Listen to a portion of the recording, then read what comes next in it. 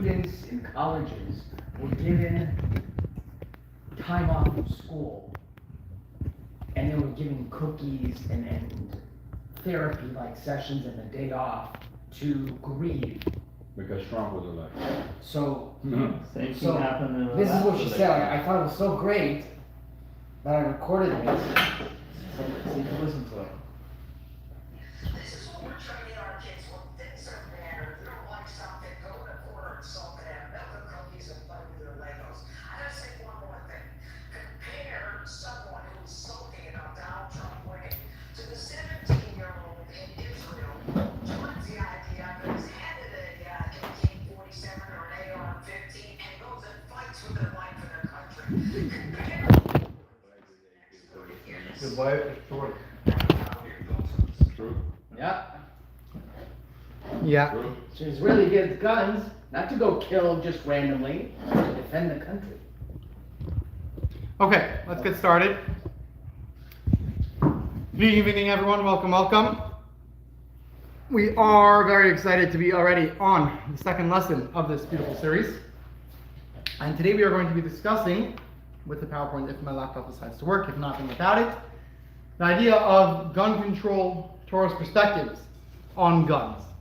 Now, today we're really not going to be focusing on a clear, so to say, clear-cut decision that Torah says you have to do this or Torah says you have to do that. Rather, we're just going to bring different examples, different cases where we see Torah talking about the idea of protecting yourself, of the idea of weapons, and we're going to discuss for ourselves how you can prove either way whether this is pro or against gun control. Good, Baruch Hashem. Very glad that we have this working. It's going to make it a lot better. So, Thank you, Ron, for I guess bringing the Rafael wire. is not joining us. My guess is as good as yours. Okay. So again, we're going to be focusing today on the idea of to bear or not to bear. Should we be carrying weapons on our own? Should we not? And we're going to get into it a little bit. So to start us off today, I'm going to go through, there is a whole long complicated legal discussion first. It's up to you guys if we want to go through it in detail or not. I found it a little bit interesting, but it's not really so important if we want to talk about the Judaism perspective. Now, before we get into the actual study, let's first discuss within ourselves. What are some arguments that we see either way for the idea of either banning guns or regulating guns, right? All of that whole anti-gun situation, or freedom and allowing everybody who wants to have a gun. What are some arguments that we know of ourselves? Want to share something? Guns are dangerous. Guns are dangerous, guns kill people. Okay, what's the response to that, Ron? Guns don't kill people. You need a person to kill. Gun is a tool that's used for either self-defense or it's used for carnage and violence. Very The good. gun itself is not the issue. It's the person that's using the weapon that either decides to do good with it or to do bad with it. Very good. I mean, guns kill people, but again, like Guns can't kill people. They don't just get up and have legs. There has to be. that's what a gun is designed to do. Gun is designed to murder and kill. You know. I used to own a rifle when I was early 20s. I didn't go murdering people in the streets. I went to a shooting range. My friends, we all had guns. One of them was LAPD. We went to a range and we shot there, safe. Sometimes we go out to a desert range and we shoot there. But not here in the streets. Yeah. It's our mind. We don't think of killing. Very good. What's another argument that we have about being pro or against gun control? Self-defense. You know. That's important for self-defense. Very good. Self-defense. What's the response to that? People abuse it though. People abuse it, or also that if you won't need to defend yourself if there are less guns around. You won't have to have your own gun if there are less guns in the streets. Well, if I Okay. may interject with that self-defense thing, usually by default, anybody who's getting a weapon for self-defense, in all 50 states in the country, you must undergo some form of a background check. Very I don't good. care who you are, if you're gonna buy a gun legally for self-defense purposes, someone who's buying a gun not for self-defense is not gonna go through the proper avenues to get that gun. They're gonna get it off the black market, they're gonna get it off the street, whatever. Or he might abuse. You know. even if you purchase it legally, you might abuse it, you know, like the person that shot Trump, like Thomas Matthew Crooks, I think those were illegal guns that he purchased. Not sure, I don't He know. He did, he got it. Wasn't there, Did he get it legally? wasn't it, was it him or the second one that got it from his father or something, or?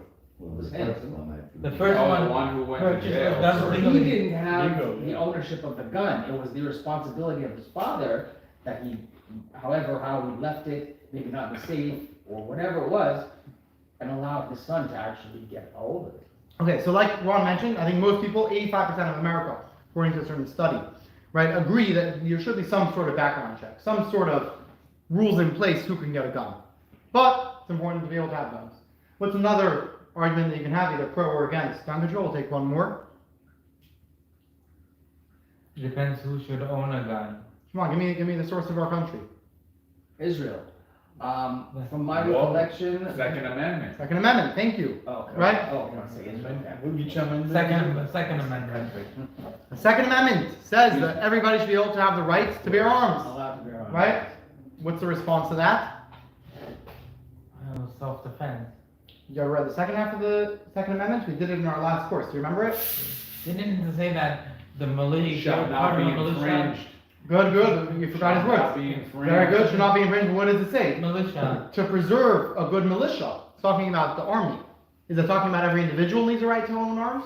Or is it talking about the army should make sure that they're full of weapons? Well, hold on, back then, the militia was the people who fought Britain to gain control of the United States.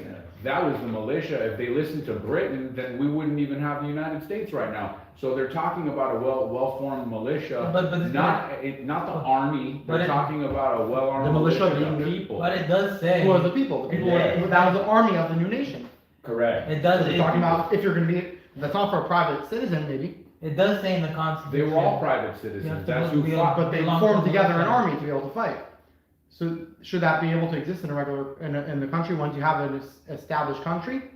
It's up for discussion. Again, I'm just giving some ideas, getting our mind going.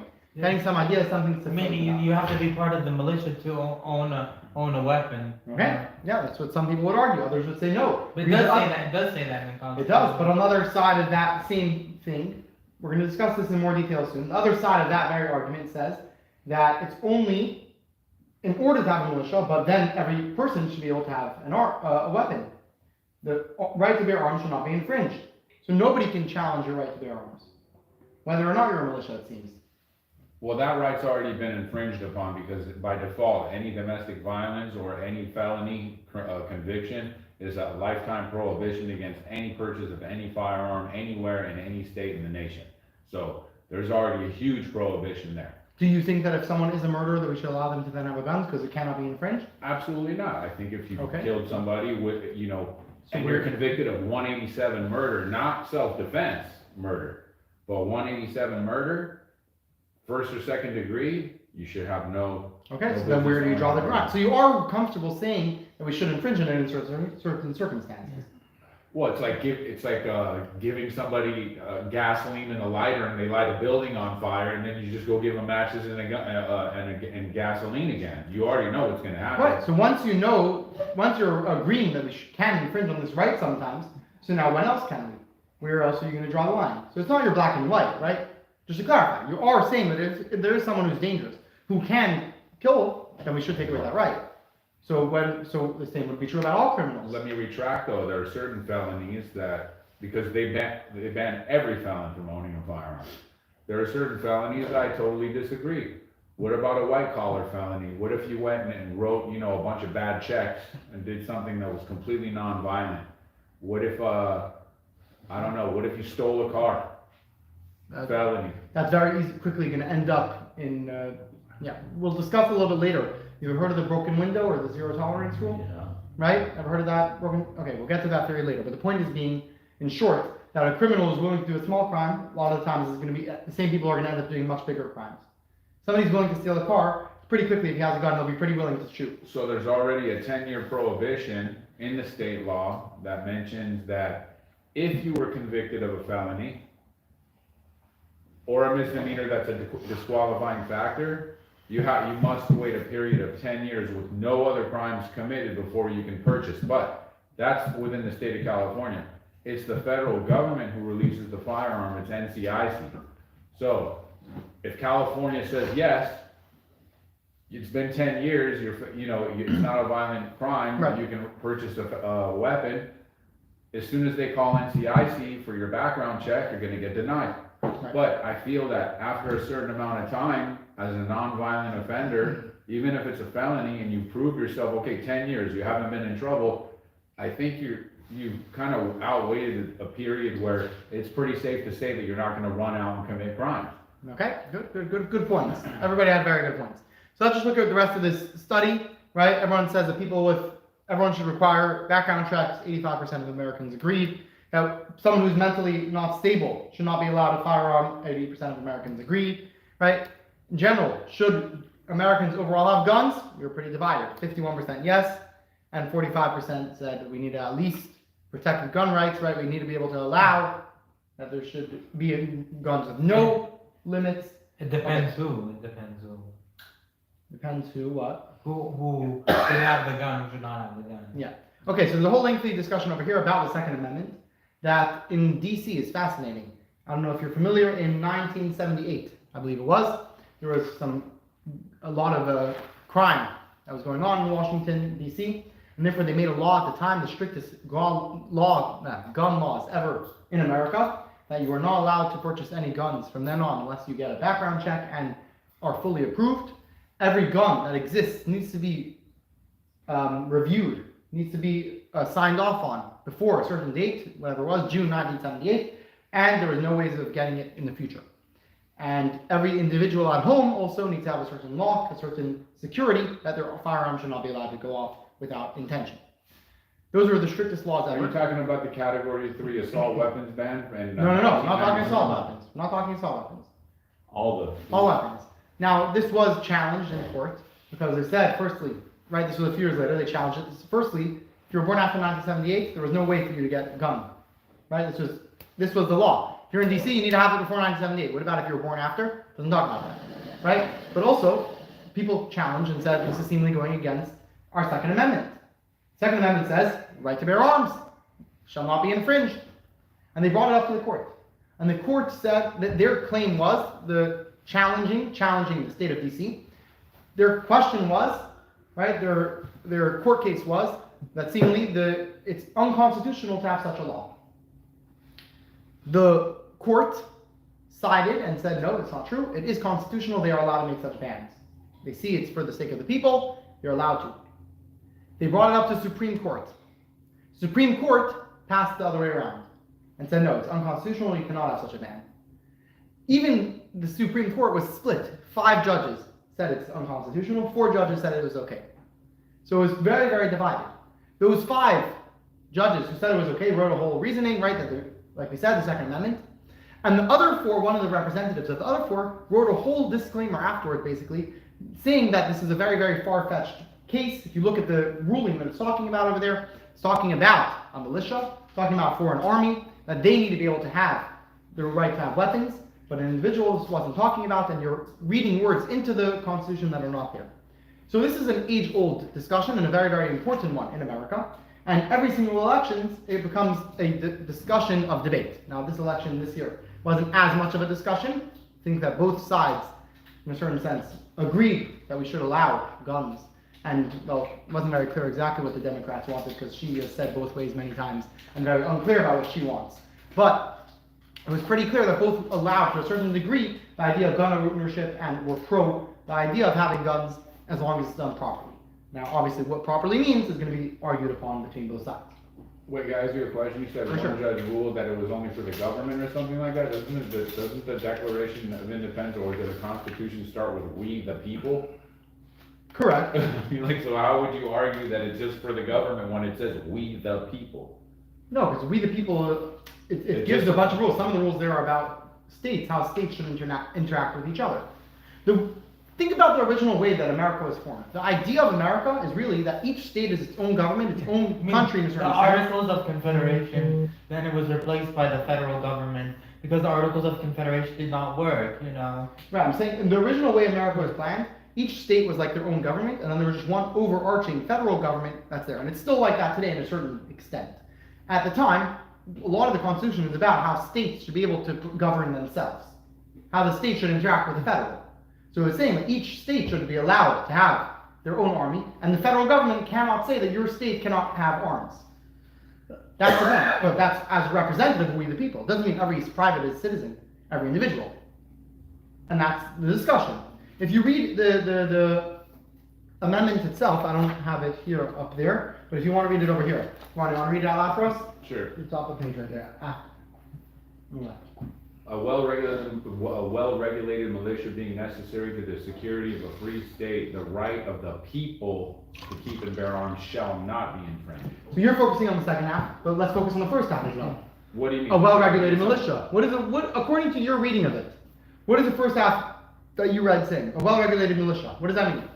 So, this is tying right into the people. So a well-regulated militia is the people. We are a militia. Every individual is a militia. That's when you have a tyrannical government, the only way to overthrow that tyrannical government is to form a militia. Right. So that's But what they're saying. before you have a forming of a militia, every individual is called a militia. No. So Okay, so they're this is saying only you talking should- about- You should have arms, everyone should have arms, they're saying. But they're saying a well-regulated militia being necessary to the security of a free state. That's the first. Right. So every state should be able to have their militia, and in order to have that militia, nobody can challenge those individuals, part of the militia, from having guns. If you're a private citizen at home, that's not who we're talking to. We're talking about every state being able to have a militia. I view that as completely, like, the way I'm reading this. Okay, again, you're right. And that is what the Supreme Court ended up ruling. But I'm saying is that there was a counter which was very strong saying that that's not true and it's only talking about a well-regulated militia. And this argument does exist. And the Supreme Court also had this split. Well, thank God 5 of the justices can read like I can. Okay? And the other half of the country is saying that these stupid 5 judges who don't know how to read like the 4 can. But Right? Well, they Okay. they don't even know, like, most Americans don't even know the difference between a semi-automatic, a fully automatic, a revolver, even just the most basic terms. People, should guns be illegal? Semi-fully automatic shooting, that's not even a gun. Like, what are you talking about? Educate It yourself. is a first gun before- in a sense. It is a gun. There's no such Okay. thing as a, well, there's no such thing as a semi-fully automatic. Well, they made, if you recall, there was that stop bump. A bump stock. Bump stock, which was contested if it's allowed or not, to make it fully automatic in a way. Yeah, To make a it's in semi-automatic. no way fully automatic, it just reduces Right, recoil, it's and recoil. if you press it back on your shoulder, it Right. starts doing this motion. So it acts like a. Okay.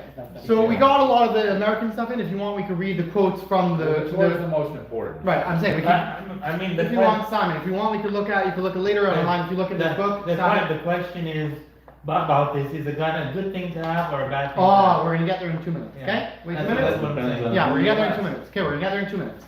So the point is, again, if you wanna read the court rulings after, I have the original quotes over here that you can totally read on your own. I think that it's too technical for us over here.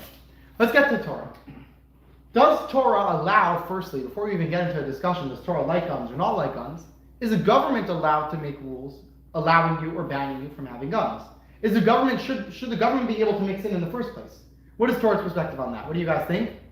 I think it definitely says you should have, most of the Torah or the subsequent books speak about, nothing but weapons and. So again, we're wars not and yet things getting like this. into, we're not yet getting into weapons. Right now we're asking, is the Torah allowed to make rulings on such matters? Can the government at the time make such rulings? You mean the Sanhedrin? Yeah. Does the Beis Din have the right to make rulings? That I don't know. Can the rulers of the city make such rulings? The Sanhedrin could. Yeah, are they allowed to? So this is what the Rambam says. You want to read it for us, Simon? Or someone else? I Okay. pass, I pass. Ronnie, you want to read it for us? Sorry, I only have one book. Okay. Okay, so then start to the bottom of this page. and I'll we can do just the top of the listen, you know. in English. All right to legislate? The very bottom. Oh, that's just one for me. No, this according. Okay, according to the laws which they shall instruct you, in Deuteronomy 17:11, This refers to the edicts, decrees, and customs that they, Next page, turn the other way. Ronnie, the other way. Yeah. oh, Right here.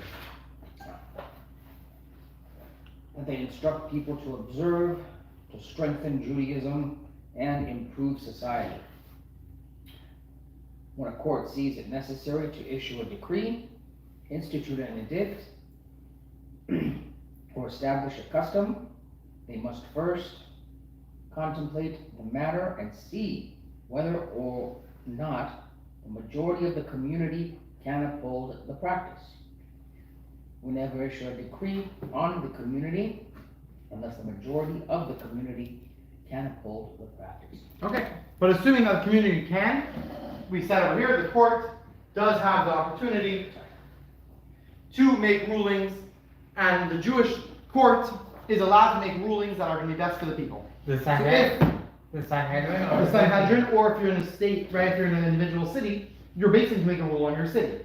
Really? Yeah, so the base can make a rule in your city if they see a certain thing is getting out of hand, if a certain thing in that community is dangerous, they can make a ruling on their community that everyone would need to follow. As long as they could see this is something which is followable, so to say. Can't make a decree that everybody needs to do something crazy, but as long as something which is within means and everybody's able to keep to, they have the right to make rulings. We're not speaking only about guns, speaking about in general.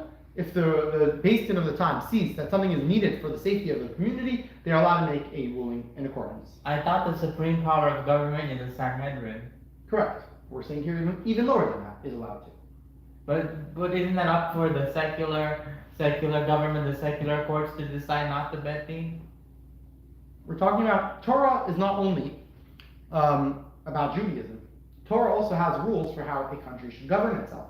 Torah has a lot of rules of how Eretz Israel is supposed to function. Many of the mitzvahs of the Torah are about a king, about a court, about a judicial system. Half of Gemara is about paying for damages. How much should you pay? How much should he owe? Right? Torah's rules in general. A lot of laws in other countries actually are based on foundations that are found in Torah. So Torah is not only about Judaism, so to say, matters. It can be about Gentiles too. Yeah. And so over here we see the idea that if a court sees it's necessary to be able to make certain restrictions, they are fully allowed to. Same is true, it's brought in other places, something called the Tuvei Ha'ir, the representatives of the city, it would be something like a city council or something like that. If they see that certain rules need to be in place, they have the right to be able to make such rules as well. Okay. So we see that there is such a concept of being able to have governments or their representatives making rulings about if you're allowed to or not, right? And the same would be true. There's a real concept in Torah that you need to follow if you're living in a different country, the rules of the government at the time, and the government is allowed to restrict anything which they deem unsafe, and therefore, in the Torah we see the concept even a non-Jewish government is allowed to make certain bans if they see that that's the appropriate thing to do at the time. They get it from the Torah, you're saying. From the Torah, everything is based basically on the Torah. Everything true is based in Torah, yes. So basically, I thought these laws existed even before the Torah was given. We had kings and monarchs before. There's no such thing as before the Torah was given. Before the Torah was given to us, there were kings and monarchs that had certain laws, like certain laws that dealt with that it was taboo, forbidden to do this, forbidden to do that. So it has existed before Torah. So it was not after Torah. It was not when Torah. But in truth, Torah existed before the world. Yes. And God used Torah to be able, as a blueprint to create the world. We Yes. spoke about that, remember, in 2 courses ago. Yes. Torah is the real source of everything in the world. Therefore, everything which is good and true in the world is sourced in Torah. Yeah. Okay. So now let's talk about, we're going to bring a few examples where we find certain rulings in the Torah and see if the Torah in that circumstance is being pro or against the ideas of owning weapons. Okay? First example we're going to give is from the rules of Shabbat. Everyone's familiar on Shabbat, you're not allowed to carry. It's a big prohibition. We're not supposed to carry things in the public domain. You're not allowed to walk 6 feet, 4 cubits, holding something on Shabbat. One of the prohibitions on Shabbat, right? Cubit is a distance. measure of distance. Yeah, a foot and a half. So you're not allowed, so, I'm not allowed to walk 6 feet holding something. but 3 feet you're allowed to? So you cannot get punished for less than that amount. That's considered moving. I'm kind of Alright, no problem. If you're still within your 4 cubits, it's like you never moved. Okay. Moving out of your 4 cubits means that you really moved you've traveled. What if you walk the 4 cubits, stop for a few minutes, and then walk another 4 cubits? So again, you're not allowed to do that. If someone did something like that, they might not be able to get the full punishment of breaking Shabbat. But yes, Okay. an idea which is brought in not emergency like life and death situations, but if it's something important for a mitzvah, then you can walk 1 foot and pass it to somebody else who's standing next to you. He'll walk 1 foot and pass it to the next guy. Something like that is not allowed to be done in a normal circumstance, but in extenuating circumstances, that type of thing would be allowed. Is carrying on Shabbat? Because the real prohibition is only carrying it for Amos. Is the carrying on Shabbat rabbinical or biblical? Biblical. Okay. Yeah. So what are we gonna also get into what is the prohibition for for Shabbat rabbinical too, or are we gonna discuss anything rabbinical? We will soon, yeah. So the question is, am I allowed to wear clothing on Shabbat more than 4 Amos outside, right? But how about if they go and, make the pray before, and make the, Eruv? yeah, There's nothing to do with the praying before. huh? Yeah, an Eruv makes that there's no such thing as a public domain. What an Eruv accomplishes, for those who are familiar with an Eruv, Yeah, I know what is you it mean. makes the whole area as if it's within one private domain. When you put a wall on all sides, or a string on all sides, you're showing that everything inside of that is one area. So it's no longer considered public domain, it's considered private domain, and then you would be allowed to carry within that area. This prohibition is only within the public domain. Oh, so even if, like, for example, a room is more than 6 feet or 4 cubits, then you're allowed to. In a private house, for sure. Okay. Anywhere which is a closed off area, you're allowed to. And that's why there exists, you ever heard of the concept of Eruv? For example, the city of Jerusalem has a wall all around. Mhm. There's a city which has a wall all around. The whole area inside is considered a private area. So you're allowed to carry in the whole city of Jerusalem on Shabbat, because it's not considered public if there's a wall all around. And therefore, there are other communities as well who put up a screen, and it's done for the sake of an Eruv, to make sure there's no breaks within it, all around the city. Then inside that city is considered walled. It's not considered a public area. You're allowed to carry within that city. Didn't know that. Either way. Right, the Kotel is the outer wall of the Bet HaMikdash. Right, there's also the outer wall, right, within the outer city, the what's it called, the old city. Old city of Jerusalem is a walled city. Oh, so that. The whole city of that- Jerusalem, you're allowed to is- carry.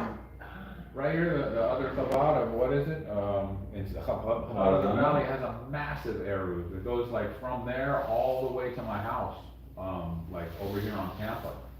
And it's a string that goes miles and miles and miles around their thing, so you can carry Svarim, you can bring your Talit if you want, you can carry, you can, Either way, this is all going to a side discussion. yeah. We're getting to today's like this. Am I allowed to wear clothing outside of my house on Shabbat? Thank God, yes, right? Right? No, you don't have to walk around naked on Shabbat. Right? You're allowed to wear clothing. Why? Why is it not called carrying? You're wearing. Because you have You're wearing to be appropriate. Something that you're wearing, not because of that. If you're wearing it, it's a garment, that's not called carrying it. Carrying it means that you're carrying something which is not, that is not a clothing. It's not something that's on you, something that you are bringing with you. Question is, how about a weapon? Am I allowed to carry a gun on my belt on Well, Shabbat? you're calling it carry, so that would coincide with the other word carry in the Torah. Okay, but one is, yeah, but let's see, But you are wearing the belt that, I guess, holds it, so. But you can't, even if you're wearing a jacket, you can't put things in your pocket, even if you're wearing that jacket. Why? Because it could fall You're out. allowed to carry it. You're carrying something. You can't put things in your pocket. Some No, people- Right? Clothing, ornaments are not considered carrying. How about guns? Are those considered ornaments? Something that you're wearing? It's a watch. You're allowed to wear a watch on Shabbat, let's say. Or is it something else? So it's actually an argument amongst the sages. Rabbi Eliezer says it's just like wearing something which is honorable. You allowed to wear a tie on Shabbat? Yeah. A tie doesn't actually serve any purpose. Right? What does a tie do? It just makes you look more distinguishable. Right? A tie makes you look very honorable. Right? A tie makes you look very nice. So even though you don't need the garment, but it's a garment, it makes you look fancy. So too, Rabbi Eliezer says, having a gun is a certain power statement. It's part of your garment, so you are looking strong, and therefore it's part of what you're allowed to wear on Shabbat. It's a way of showing your honor. Which rabbi said that? Rabbi Eliezer. The sages, however, argued. They said, no, it's a dishonor to have a gun on Shabbat, right? We see there's a verse that says, when Mashiach is going to come, weapons will be turned into plowshares. We're going to no longer need guns when Mashiach's going to come. The whole world is going to be peaceful, right? So what do we see from that? That really, guns are a negative. We wish we don't need guns. Technically, unfortunately, today, when there's fighting in the world, we need guns. But when Mashiach is going to come, and the only peace in the world, we're not going to need guns. So the idea of a gun is a negative thing. And therefore, on Shabbat, you're not allowed to carry it, because it's not something which is part of your garment. It's something which you unfortunately might need to carry for certain circumstances. Were it not those circumstances, you have no right to carry a gun on Shabbat. And therefore, you're not allowed to wear a gun on Shabbat. So, but even for self-defense, like say you're in a bad neighborhood, are you allowed to carry a gun on Shabbat or no? We're not going to go into specifics, it's not really the point that we're getting to today. Okay? But I mean, if the place is dangerous. As I said, it's not relevant to today, okay? There are obviously many details that will come into any of these discussions. Yeah. So what's the answer, today's answer? Are you allowed to? We didn't even finish this argument yet. One second. The halacha over here, there's a rule, general rule in Torah, good to know. If there's a public and a private arguing in the Mishnah, right? Meaning, if the sages, all the sages are agreeing, except for one rabbi, the halacha follows the majority. So therefore, the majority said it's a dishonor. It's not a good thing that we have guns. It's an unfortunate thing that we have weapons. And therefore, they say you are not allowed to carry weapons on Shabbat. Okay, clear. Right? Anyone have any questions that are relevant to not understanding this? I know Okay. rabbis that disagree with us. I have a question in depth. That can't help you. We're gonna That go into can't depth help about you. these Can't two. help I know them. That what? That what?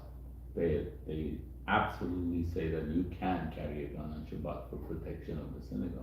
Oh, so again, if you're going for a specific purpose, there's a synagogue that's relying on you for the protection, maybe it's a different story. We're talking about, can a private individual who has no worry of concern, there's no enemy, can I wear it just because I think it looks nice on me? Okay. Again, if there's life-threatening situations, everything is different. Everything gets pushed aside for a life-threatening situation. So there are rabbis who will tell you that if there's a danger, like you're in a synagogue and you're the one who needs to protect it, it's a different story. And the sages said the same. What about the sages? Was there a crime during this time of the Again, sages? the point was that they were saying is that we wish that you don't need to do it. So it's not considered a garment. If you were allowed to carry a gun for other reasons, maybe. But as for the idea that it's a part of your garment and it just makes you look fancy, no. Having a gun is a negative, is the way they said it. The sages did. Yeah. So overall, does this seem to be pro or against gun control? Pro or against gun ownership? What do you guys think? That's against the whole purpose of gun control. What do you I mean, that's the whole, that goes against the whole purpose of owning a firearm. If you can't wear it, especially on a holy day where you have to walk, where you have a bunch of Jew-hating people that wanna do you harm, I think it's totally against, it's totally for gun control. They wanna control you. Okay. Okay. Anyone else can learn from here otherwise? Going way back, I mean, the Torah says I'm thou. training you guys to think. Going way back, the Torah says thou shall not murder. But so basically, the Torah, in a sense, about self-defense, is talking about self-defense. So you should have a gun. You should carry a gun as long as it doesn't interfere with the laws of Judaism. We're going to get to a more specific case, which is similar to what you're saying. You understand what I'm saying? And we're going to get to a better example soon. We'll discuss it then. I mean, Okay? am I making sense? Yes, but we're going to discussing this example now, Simon. I'm, because I'm not trying to go off topic. I didn't say you are. What Okay. I said is let's try to stick to the examples that we're discussing, Yeah. because I'm going to get to your example soon. Okay? Okay. So we're discussing this one right now. Within this, you can really argue both ways. Number one, you could say the Torah seems to be very against guns over here. It's a dishonor. Is a halacha. The sages say you shouldn't have guns, and therefore we wish you don't have guns. Guns are negative. If unfortunately there's circumstance that you need one, maybe we'll figure it out. But overall, we should ban guns. Others would argue that no. Right? They're saying it's not a good thing to have. We wish you don't have it. But practically, when there's challenges out there, it's a requirement that you should have a gun. Especially Rebbe Eliezer said it's an honorable thing. Right? So Rebbe Eliezer, a respected sage, holds that you should have guns. Can I ask a question For about sure. that? So how many agreed with Rabbi Eliezer, and does that override how many sages said, or is the sages' word just like stone? Hmm? So it's Sages a make a matter ban. of 10,000 No, but- rabbis say no. Today you're saying about or them. No, like even now, like, Rabbis today cannot uproot what it says in the Mishnah. If the rabbis at the time, there were 1,000 rabbis that said it, then they would be called the sages. Sages means the majority. Rebbe Eliezer had this opinion, but the majority disagreed. I thought sages means rabbis, Hmm? but they're great rabbis. So majority of rabbis sided against Rebbe Eliezer. because Rabbi Eliezer was a sage. One of them, yeah. Yeah. Okay, let's give another example. Yeah? Any questions on this one before we move on? Okay. Overall, I'll probably say that this is leaning towards being against gun ownership. Yeah, it's a negative. We wish we don't have it. If we could outlaw it, we would. The Philistine gun ban. Yeah, you ever heard of it? Is this something? This was something old or something new? Old. The times of King David. Before King David was king. Yeah. Shaul, right, was the Yeah. king at the time. You heard of him? Yeah. Saul. Right, Saul was the king. King David was friends with Shaul's son, Saul's son. Jonathan, very good. And they're best friends, exactly. And they went to war. The Philistines at the time, the Philistines went to war against the Jews.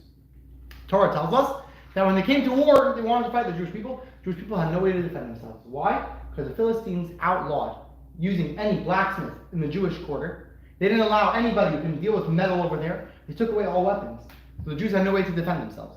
David and Jonathan, Jonah's son, were able to arrange some weapons for themselves, but most of the nation was unarmed because they had this ban. Right? So what do we think? I think there's a lesson to be learned. It's a problem. Yeah? Well, I think both the sages and those people would, post-Holocaust would completely change their mind. Perhaps. Right? You're saying the Holocaust, they started off by taking away the weapons from the Jews. Exactly. Very true. Right? During the Holocaust, they first took away the Jewish weapons. They made sure that we couldn't defend ourselves. And then they started all of the craziness. So we need to make sure that every individual has their weapons. And the fascists, you mean? Yeah. The fascists. Yeah. Right? So what is it? The sages couldn't foresee. Obviously, clearly, they couldn't foresee the Holocaust. So would they make those same decisions? They could have, and everything that they said is still true. And we never said that they outlawed it. We said on Shabbat it's not a beautiful thing to be wearing. They never said they were against having guns. You can argue that even the sages would agree that you should have guns. I thought that there was a certain part where you said, "No, it's ugly. It's dishonorable. You shouldn't. We We shouldn't even need it." We wish we wouldn't have to. But if practically there's a challenge and we do need it, they wouldn't say that it's banned. Okay. Right? But don't you wish that we could have a world where nobody had guns? Where there was peace in the world? Absolutely. Okay, that's what their point is. It would be nice. Practically in today's day and age where there are guns on the other side, they weren't addressing that issue. And perhaps they would say that you should have guns. But it's not an honorable thing. It's an unfortunate thing that we need. True. That was the point that we were getting to. Yeah, but atomic. We should recognize that weapons are not a pro. It's not something that we are so excited about the fact that we have. It's unfortunately a reality that many people may deem important. An atomic bomb would be perhaps more dangerous than having a gun, owning an atomic weapon. And correct, but again, I can also argue the other way around. The fact that we have the atomic bomb is able to prevent many wars from happening in the first place. Nuclear wars. People wouldn't start up with America because they know that we are a nuclear power. Yeah. So perhaps when being used properly, having the idea of an atom bomb can be a very good thing. Yeah. Okay? Again, all these things can be discussed. Okay, over here, right? The government can degenerate, right? So therefore we cannot allow bans on people having weapons. They need it, right? Okay, that's overall, I think that comes out from this. There's a problem that the Philistines took away the Jewish people's guns, right? Let's give another example. A few weeks ago's Torah portion. The very first humans. Who knows who the first humans were? Who's the first Adam and Eve. Adam and Eve, very good. Adam and Eve had two sons in the beginning. Cain and Abel. Cain and Abel. Cain had a son. His name was Lamech. Lemech? Lamech, the middle one. Lamech had two wives. One of them's name was Ada. One of them's name was Tzila. See that? Okay. Lamech also had three children. One of them's name was Yaval. That's wrong. Okay. One of them name was Tuval. One of them's name was Yaval, and one was Tuval Cain. Okay. He taught each of his three children a trade. The first one, he taught to be a farmer, to take care of cattle. Second one, he taught to play instruments, to be musical. The third, he taught how to make weapons, how to make swords. The Torah says a very, very interesting discussion that he had with his wife.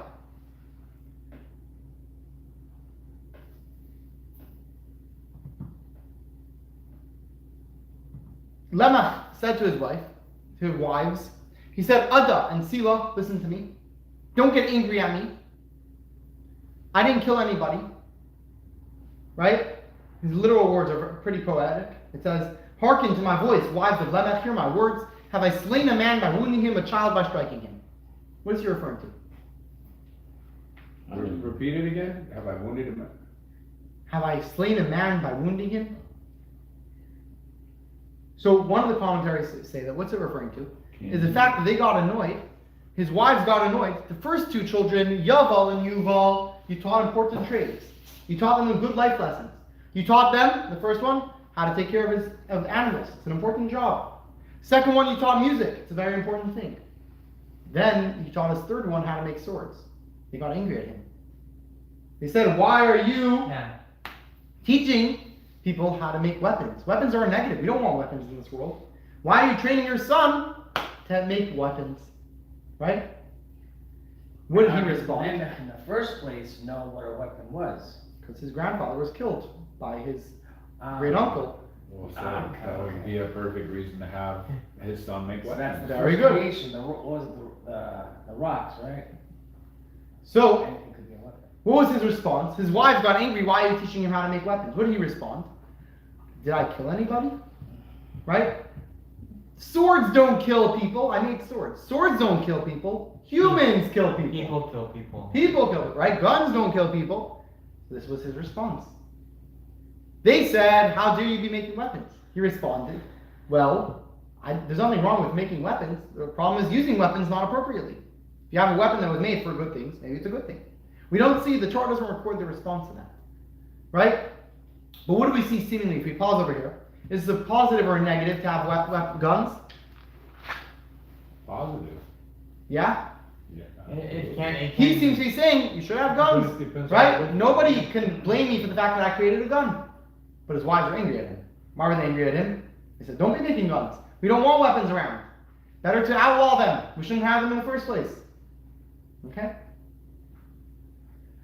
The fact that he was able to make them, though, already tells you that the Torah is leaning, I think, towards one side, because, you know, his father put him in that position to have that duty, you know? Other sort of idol worship is also told in the Torah. It doesn't mean it's a good thing. It's an accounting of what We're happened. talking about like the kind of like the purest people that ever existed at this point. in Not time. really, because also Tubal Cain, according to some commentaries, is one who started idol worship. Oh, really? Okay. Yeah, so we're already talking about people who are doing things not so great. This is the generation, their kids are the ones who were killed out in the Great So Flood. the Torah doesn't say what the Lamech's response was to why you taught him? No, it doesn't. No, his response was, "There's nothing wrong with it. Do swords kill people? No, I didn't kill anybody. I didn't do anything wrong. Teaching him how to make knives is not a problem. If somebody's going to He kill was somebody, asked that's a why. problem." He was asked, why did you teach him? Okay. And he responded, "I'm teaching them to be able to defend themselves," or whatever it was. It doesn't say those words. Okay. His point was, there's no reason that you should be annoyed, because there's nothing wrong with having a sword around. It's only a problem if someone uses it improperly. And that was his response. "I didn't do anything wrong." I would say you got that idea. Is there actually a reason why, discussion or information of why he felt that he needed to learn how to, Not that I see. obviously because of his, His uncle. okay. Yeah. Okay. It was probably, you know, yeah, they were also hunting at the time, saying there's other things that were dangerous. Okay. Yeah. But guns can kill people. Guns are designed to kill. You know. That's what. They guns may do. help a human do something he anyways wanted to do. If someone wants to kill, they figure out another way. The question is, are you gonna kill or are you gonna murder? What's the difference? You murder in vain. The Torah says thou shalt not murder. You're killing Okay. someone in vain. Like you were gonna say, you were gonna. It's the same thing. You were gonna talk about my. We're getting there soon. We're getting there soon. Okay. Next. Oh, so let's get back to this, right? The next rule in the Torah. This is the one that you're referring to. Yeah, Okay. yeah. The Torah says self-defense. If somebody who, for those of you who were here by the Israel class that we had, Yeah, I remember. I spoke about this at length. There's a rule in the Torah. If somebody breaks into your house and they're coming to kill you, the mitzvah in the Torah is to stand up and kill them first. Right? What does it sound like? You should have a weapon on hand. Be ready. Self-defense. Somebody shows up, you need to be prepared to defend yourself. It's not saying that if someone shows up in your house, then you should go to get a permit, right? It's gonna be too late. Right? Somebody's in your house, you need to be there to be able to kill him first. Come back. Give me a few minutes. Yeah, exactly. Right? No, Torah says you need to be able to have the right to defend yourself. Someone breaks into your house, you should have a gun to be able to stand up for yourself. Right? Others may argue, of course, the other way around, but I think everyone here is pretty much on the same page, it sounds like. Right? Then no. But how can you argue with that statement, like, just period? I mean, if it says that you have a right to kill them first, then. Does that mean you should have weapons around? No, if you have a weapon around, you should utilize it. Doesn't mean it's a requirement to own a weapon. Better there shouldn't be weapons in the first place. But doesn't that just not, like basically just full advocation for weapons across the board in the Torah? Maybe not for everybody, but it's saying you should definitely have something to defend yourself with. Maybe again, only in a case where there is a specific attack on you. Does that mean that you should always be carrying a weapon around with you? No. If somebody's standing No, next to you. I didn't say to carry, I said just to have one. Okay, so I can say the Have same one that thing. you're at your home. So does Like, this mean everyone that you should always have one, or is it that if you have one around, you're allowed to kill the person first? Yeah, but the Torah says thou shalt not. Again, I'm gonna tell you, I'm not saying that you're wrong. I'm just trying to be devil's advocate over here. You know? The Torah, like you were gonna go into my question, Torah says, thou shalt not murder. Murder is different from kill. If you murder, you kill in vain. If you kill, you're not necessarily killing in vain. There's difference. The Torah says thou shalt not murder. Some people misinterpret the word kill from murder. Yeah, You agree with me on that? I hear you. Do you agree or no? You agree? Or I think that kill in general is usually used in both contexts as well, so you cannot say that someone used the word kill, it means not murder. But yeah. Okay, next. It says the Jewish people left Egypt. It says they were armed. Machamushim. They were armed and they left Egypt. Now, right, we see Jews leaving Egypt is an important thing. They have weapons. Why was it an important statement? Because they would get attacked. Maybe Amalek was the first thing Very to good. attack. So some people would say, no, it doesn't mean that it's a good thing that they have weapons, but it's technically they were going to fight wars. They were going to be attacked, therefore they needed it. That's why the Torah tells us. But not in general, you should have guns. Another response, actually a very fascinating one, says slaves are not allowed to own guns. Right? And then if it makes sense, in the law of the land, in Egypt, a slave wasn't allowed to have a weapon, right? You're going to start attacking your owner. Sounds a lot like Nazi Germany. No, I'm saying, if there was a certain situation where there were slaves and landlords, right? I'm assuming that in the times of the plantations over here, I'm assuming the blacks didn't have weapons, right? Blacks weren't allowed weapons. A slave can't have a weapon. The Jews leaving Egypt, the Torah tells us they had weapons. Why? To tell us that they were really free men. They left with weapons, means that the Jewish people were really free from Egypt. Didn't they prepare first? I mean, to some degree. Alright, so. And therefore? Maybe they had made those weapons prior to them. But they took it from the their Egyptians. They took it from the Egyptians. The Egyptian, their owners, so to say, had weapons. They took them on the way out. Okay. So we see, again, not necessarily does it mean that it's a great thing to have guns. The Torah is not telling us, advocating that you need to have guns by telling us the Jews were armed when they left Egypt. Maybe just telling us that they were fully free to the extent they were even allowed to have guns. Others may argue, like I'm sure you would want to say, no, the Torah says that it's a statement of pride. They were armed. It's a good thing, everyone should be armed. Right? What would have happened if they weren't armed? When the war would occur, they would be wiped out, in theory. Yeah? Like, in theory, the Israelites would have never made it to Mount Sinai. In theory. Again, God, I'm sure, could protect them in different ways. But But the point is, maybe that's why the Torah has to tell us over here, is only because they were going to face a war. If you're a regular dude at your house, maybe you shouldn't be having a gun. I think the question is what type of weapon would be appropriate for someone to have. You could have a weapon, not necessarily a gun, like a taser. That could be that could be useful. Okay, another interesting You discussion. understand what I'm saying, or no? Is it about the leaving Egypt? No. Okay, other arguments we're going to get to soon. Okay, that's what I'm Other trying to- arguments I'm not ready to hear yet. We are going to discuss these types of arguments. You're saying? I'm not sure, but I can't listen to every single one if we're trying to discuss that one, okay? Okay, alright. So I'm going to hear it soon. Remember it for the end. Okay. Okay, there's a mitzvah in the Torah, right? Again, all of these you can read inside, but I just want to move. I don't think that people have patience to read the details of each one. Right? There's a rule in the Torah. If you have a flat roof, people walk on it, people use it. There's a mitzvah in the Torah that you need to put a gate around it. And everyone's familiar with such a rule? Gate. A gate, oh. Yeah, if you're having a roof that's flat, that Okay. people can walk on, you need to build a fence around the roof so that no one should fall off. Right. You're not allowed to have a danger in your house. Same is true if you have a well, a hole in the ground. You need to make sure there's a cover on it. You can't leave weapons lying. Dangers lying around your house. We don't want people to get hurt by mistake. You don't want someone who's walking on the roof to by mistake fall off. Some people bring this as a source for this same idea as well. You cannot have something which is going to kill. Unfortunately, there's many cases in America where children have hurt themselves or killed themselves because there was a gun that was left around. And other people want to bring from here, and this is the problem. You cannot have a danger left around your house. And it's a very important thing that you shouldn't have guns around because it might end up going back on its own owner. What if I mean, there's many ways to keep a gun out and have nobody be able to use it whatsoever. How? Biometric lock, combo lock, that's just one digit, just you click put your fingerprint on it, the lock separates and it's ready for use. Like, there's, tiny little biometrics, whatever. So others would say you should have protective measures, but you should have it around. It's not a danger if you have protective measures. Others might say, no, we shouldn't have it there in the first place. Right? And again, you can discuss this source either way, like the others. Right? But it is a source which you can bring to show that it may be an issue. Right? You don't want to leave it around. I mean, personally, I'm not going to go into what I think is right or wrong, but for myself, I think that in theory I would like to have it. It would be nice to have a gun, but I don't feel responsible enough that I would always put it away right away in the safe at home. You get home, you want to put it on the counter. I don't want to leave it around. I have little kids running around.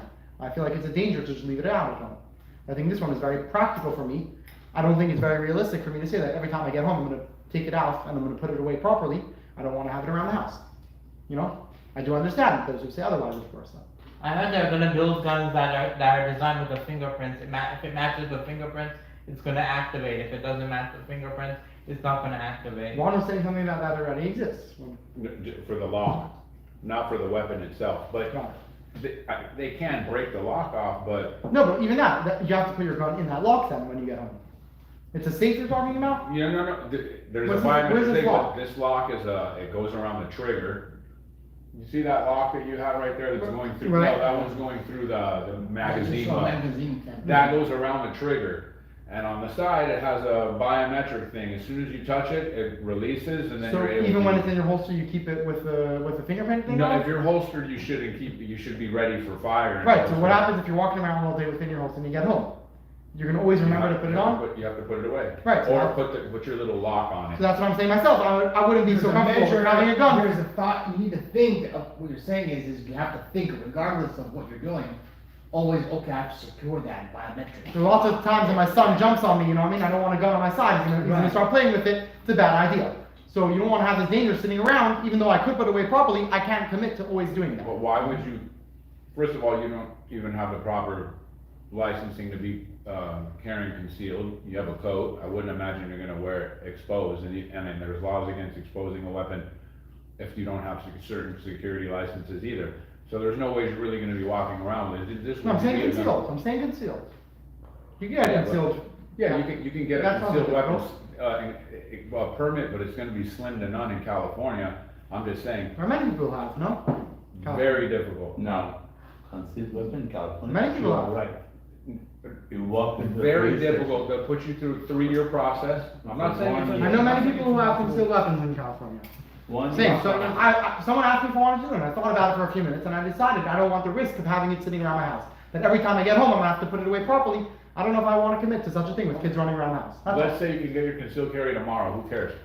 The point that I'm trying to make is, just because you have the permit to conceal carry, doesn't mean that you need to conceal carry. You can leave your So- gun at home all the time. so what's the point of it? In a lockbox.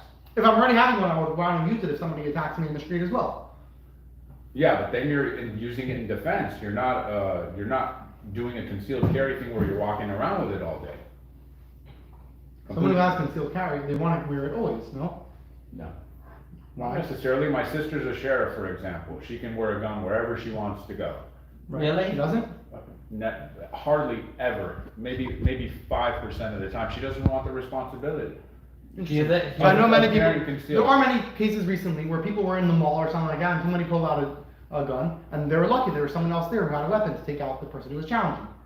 So if I had a weapon, I would want to carry it always in case of such a circumstance, you know? So, There are many people whose lives were saved because of people, bystanders who have weapons. Just because you have a Oh, license yeah. doesn't mean you're gonna carry all the time. At work, Only yeah, in certain but not situations off when you duty. think it's best to carry. No. Okay? It's your choice. Again, my point being that it is a danger to have around the house, something that needs to be considered. If it's worth this risk, be able to have a danger sitting around the house. It's an honest thing that there are children who are injured because of guns left around the house. Okay.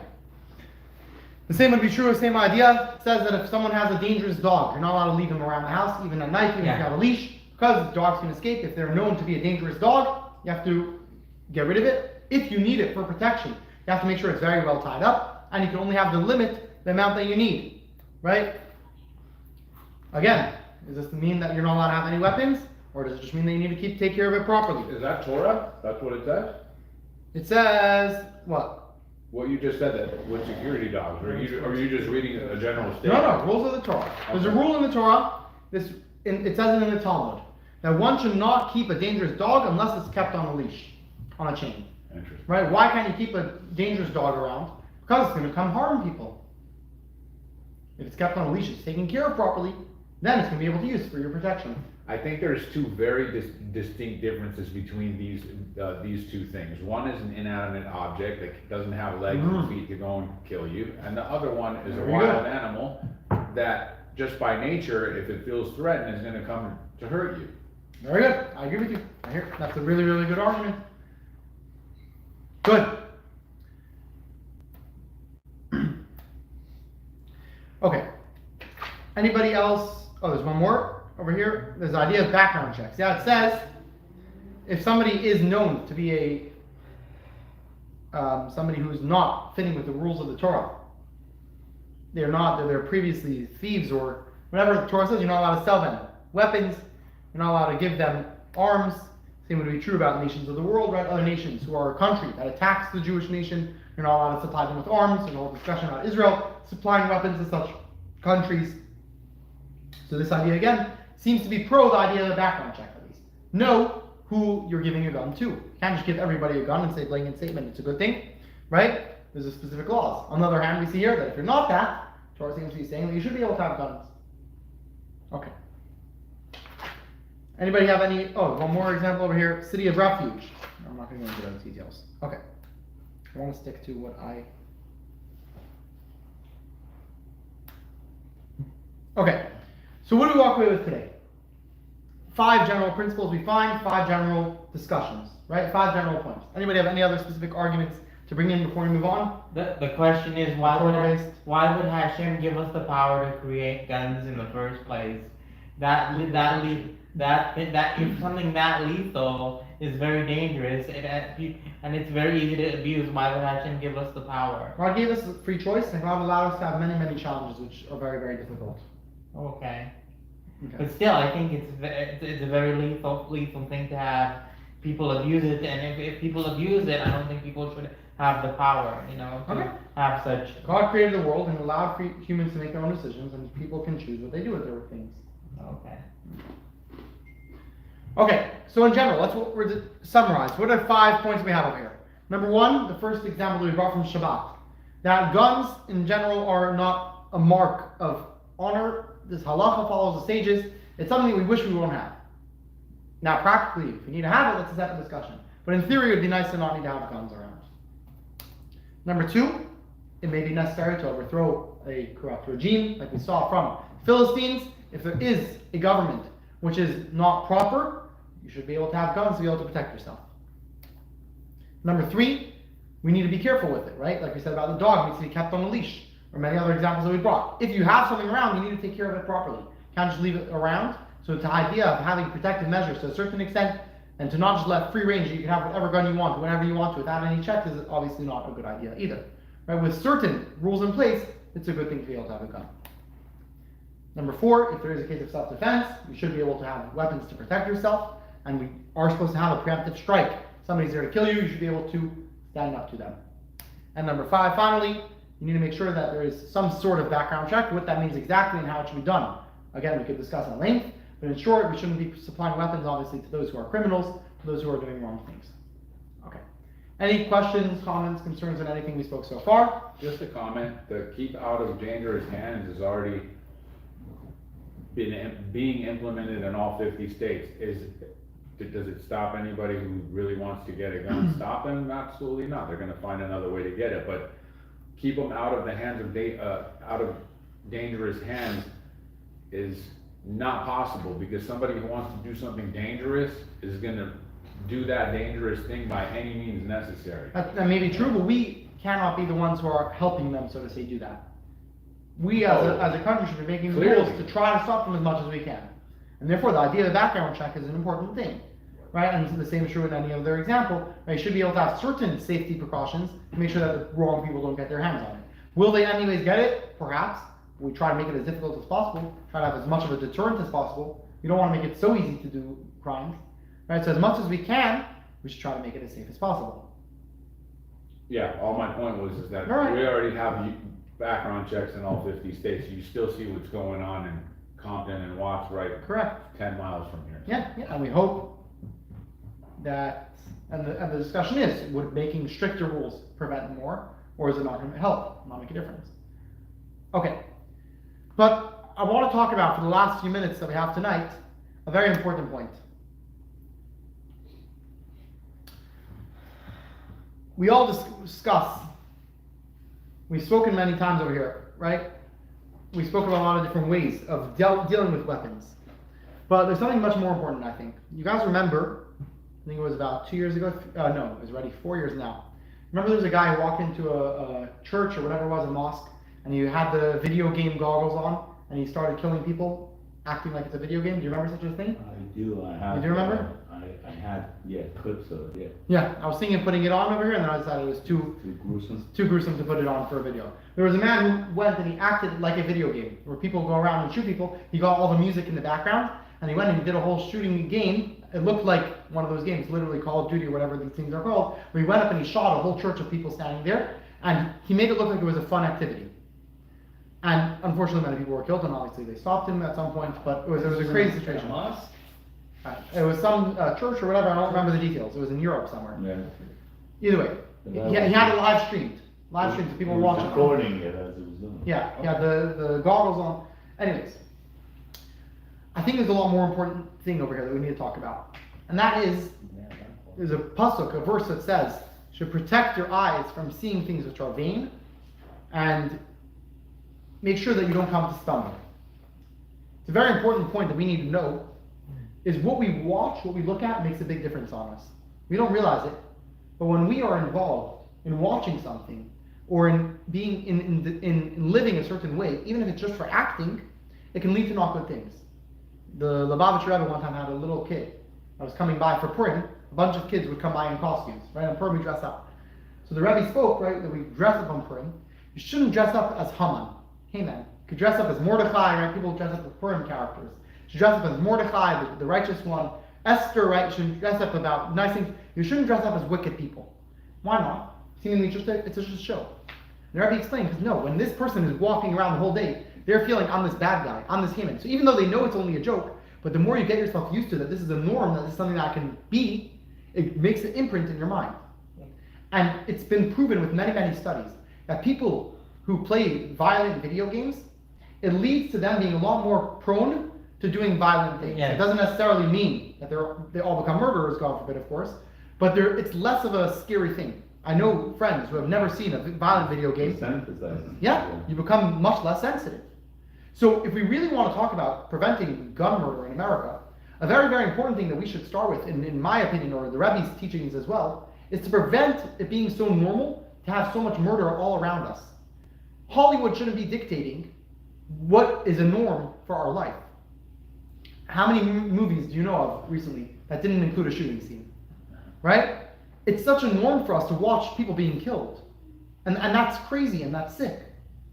And the fact that that becomes a norm is really, really what allows, in a certain sense, murder to be such a normal thing around. Because people are so used to it. We don't even pause twice when we see somebody being killed in a movie. But if somebody's watching this movie for the first time and they've never seen such a movie, they would be shocked and they would be gross. They would probably start throwing up or something. You just watch somebody being killed. So what if it's a movie?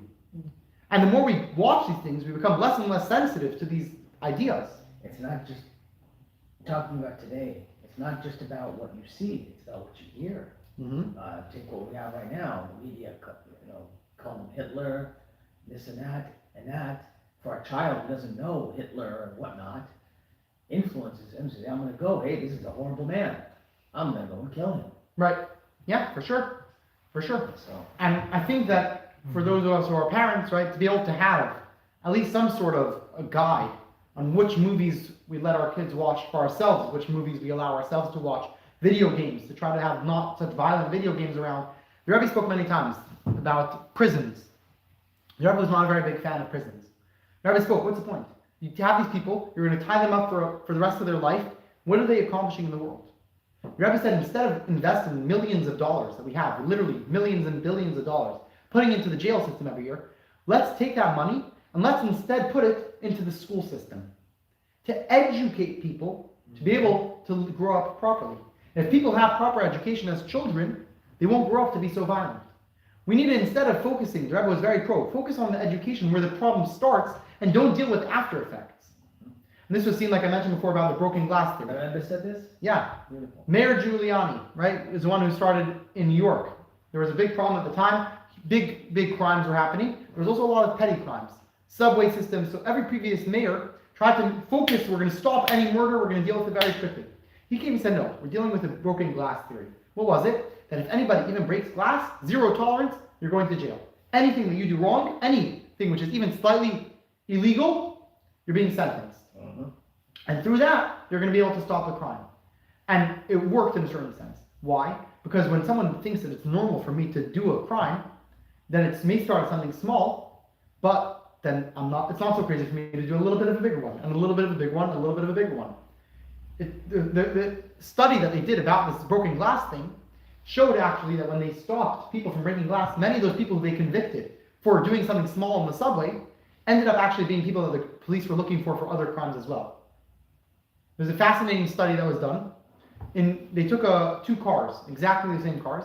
One of them they parked in the middle of the Bronx in a dangerous area. One of them they brought to, I think it was Palo Alto, California. And they parked the two cars there. Within hours, the car in the Bronx was totally destroyed. The car in Palo Alto, no one touched it, right? Then they did this study further, and they put another broken car, a car next to the car in Palo Alto. And this car had its front window broken into. Within a few hours, the other car that wasn't touched before was broken as well. Why? Because when you're in an area that you see crime around you, you say, wait, maybe it's not so bad for me to commit a crime over here. Maybe this is something which is okay. And it may start as something smaller, it leads very quickly to being able to say that it's more and more. Which is worse, sexual immorality or violence, would you say? I mean, from your opinion. Is that affecting education No, you're talking about violence. Okay, we'll discuss it I out. mean, in a sense, it's connected, yes, or No. or no? It's I'm not going to say more no. Okay? We're going to discuss it after class. So I think that if we want to talk about dealing with gun violence in America, the Rebbe spoke, instead of investing billions of dollars into the systems of people who are punishing them for breaking the law and having guns, why don't we instead train them about violence being a negative thing? When kids walking around and there's guns all over the streets in the movies, and there's guns all over the streets in the video games, and there's guns all over as a normal thing that people are killing people, even if it's all pretend, it leads into our psyche that this is a normal thing in a part of our life. it does. Instead, we should train ourselves that this should be something which is, so to say, looked down upon, the whole idea of killing being a norm. And what was I saying about the Rabbi as well? There was one other point I wanted to mention on that. There was a district attorney, I forgot his name right now, who came to the Rebbe for a private audience. And the Rebbe was asking him, when you came into office 3 years ago, crimes were lower, and now it's higher. What is it that we need to do differently? And this man started to say, yeah, maybe this, maybe that. And Rebbe told him, look at what the difference is of the previous generation and this generation. The previous generation, the problem, they didn't have less crime because there were stricter laws in place. They had less crime because their parents were at home and they were God-fearing. Previous generation was a lot more into Christianity even, or Judaism, of course, right? If you are people who are believers, who think about God, you think about there being a purpose in the world, so then automatically your education, you're going to grow up to try to live up to a certain standard. Today, the schools are all trying to teach, and very much, even more so, getting worse and worse. The schools are teaching that there's no such thing as a God, God forbid, right? There's no such thing as a as a power above you. It's a free world. The world is here by a freak accident anyways. So people grow up with that and they say, okay, so we can do whatever we want because who cares? There's no reason why this world is around in the first place. The whole idea of not having a moral guide to know that God is on top of you leads very, very automatically to doing whatever you want. And therefore the Rebbe spoke many, many times, hours and hours. The Rebbe poured into the idea of a moment of silence. Anyone here has heard of a moment of silence? There was something the Rebbe wanted to institute in all public schools. You're not allowed to have prayer in public schools. The Rebbe wanted that you should have a minute in the beginning of your day for quiet. Let the parents tell the kids what they should think about during that time. You should have a minute that they're allowed to think in their own terms about God. Spend 1 minute a day to think about the fact that there's a creator of the world. If their parents don't believe in that, then they can think about whatever they want during that minute. But they should have the opportunity, at least, to start off their day every day thinking about God. Thinking about the fact that there's someone on top of them.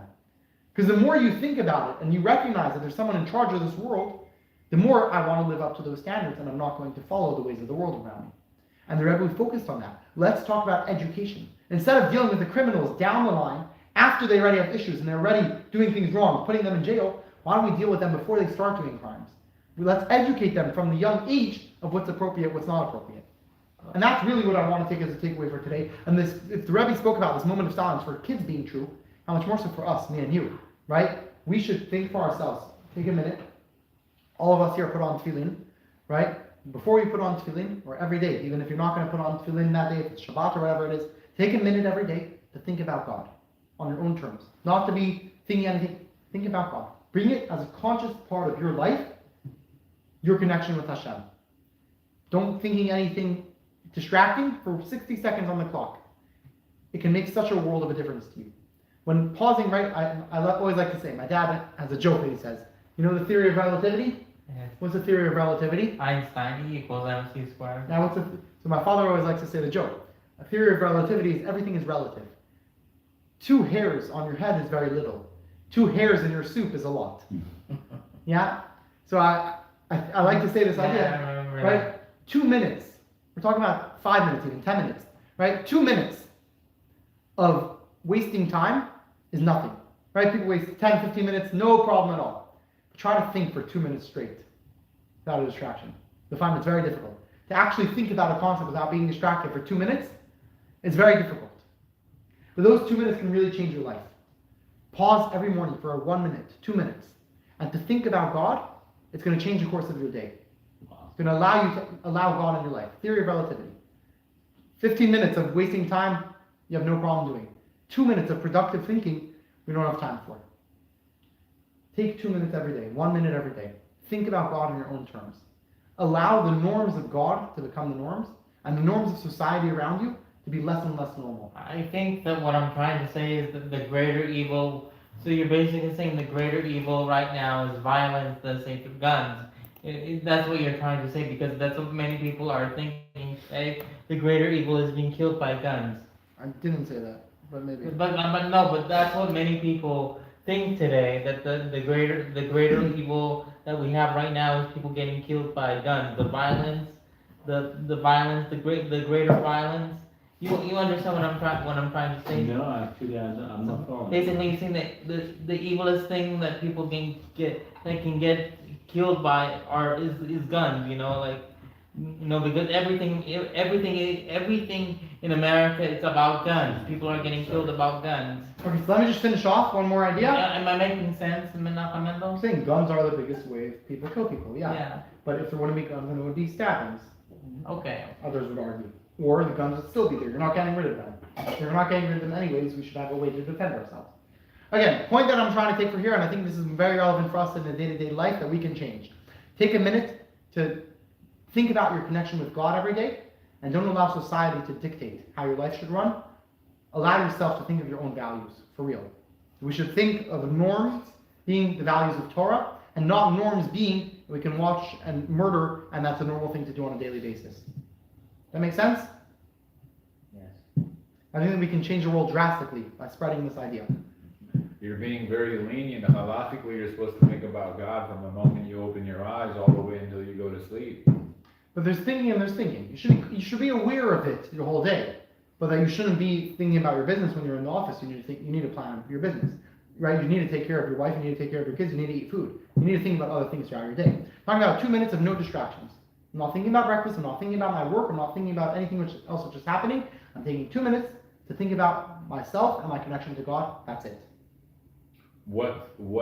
how would you verbalize that thought if you were gonna put it into a verbal? So firstly, if you learn Chassidut, you have a lot more of what to think about.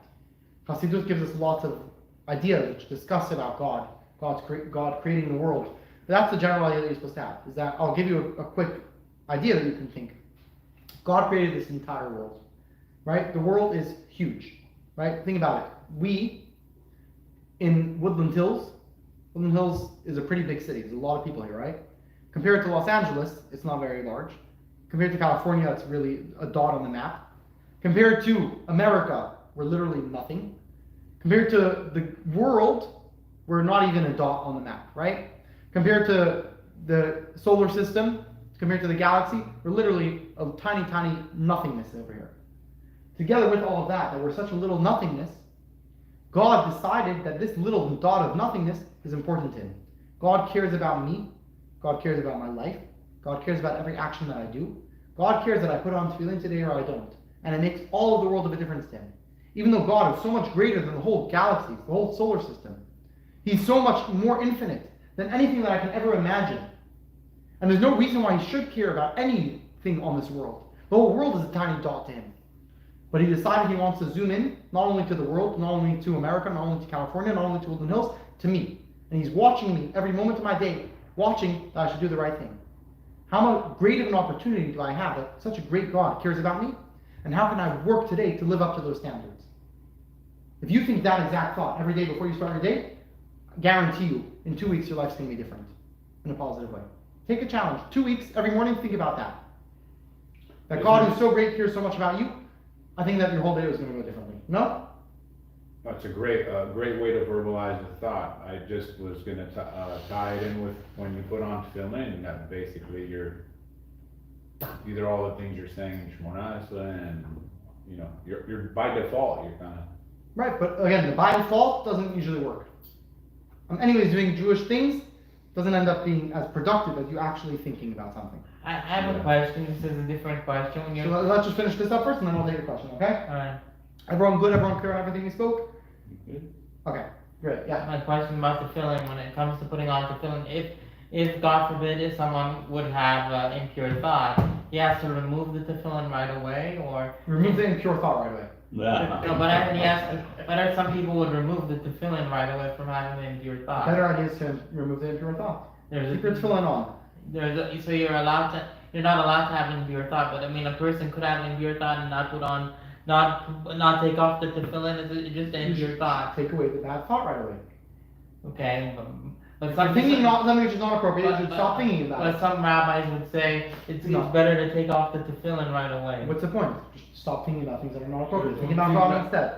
Don't think it the wrong way. Think about God instead. Next week, same time, same place, we're going to talk about immigration.